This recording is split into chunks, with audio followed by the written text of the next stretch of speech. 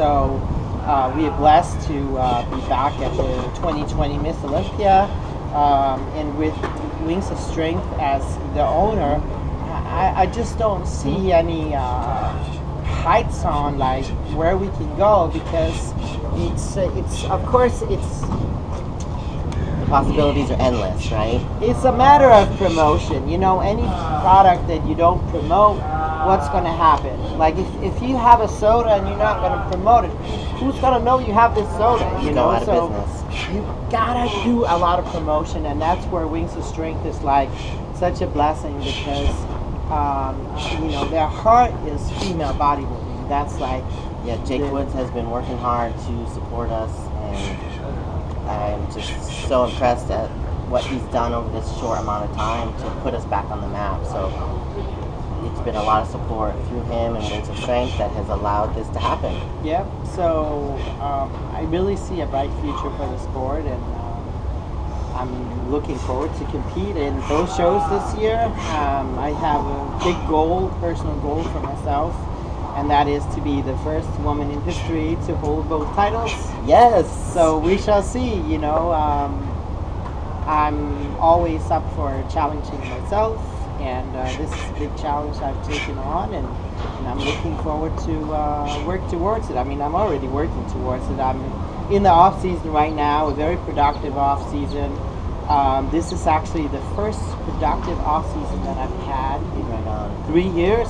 That's amazing. I had a breast implant surgery that went wrong a couple of years back. So I had surgeries 3 years in a row. I remember that. And now I'm done with it. So this year's the first year with no surgeries. I have really been able to make the most of it. Great. I'm excited for you. Have you ever competed on the Olympic stage? I have. Okay. I think 3 times. Wow, good for you. But you know, when I competed, it was like, you know, I was still a rookie. I didn't have the physique that I have now. Right.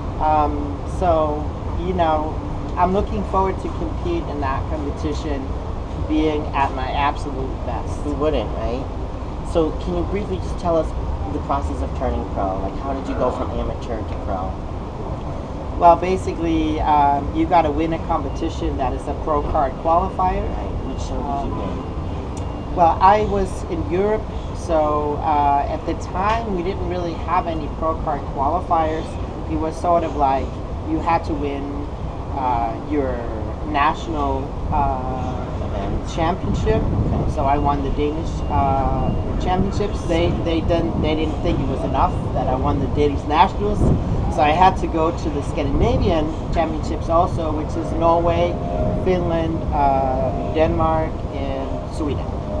So I won that one too, and then they were like, okay, we think, you know, you should get a pro card. So at that time, you had to first you had to apply at your own federation, and then you had to apply by the IFBB, and I got my pro card that way. Today they do have pro card qualifiers. It's actually just, I think 2 years ago that they started a competition called Nordic Pro that has a pro card qualifier. That's amazing. But everything, I feel like the sport is progressing. It is. Everywhere in the world, and it's definitely a lot better opportunities than when I started bodybuilding for really progressing, turning pro, competing. Also, it's much easier these days to be competing all over the world as an amateur or as a pro. There's a lot of shows. Yeah, I think fitness is so trendy and popular now. It's becoming more and more popular, so that our sport is getting more and more exposure because people are more into being healthy and fit nowadays, whereas maybe, you know, decades ago it wasn't really the norm, especially I think for women to even be in the gym. I don't even think women really started lifting weights in the gym till like the 80s, so it's made a lot of progress in a short amount of time. Yeah, for sure.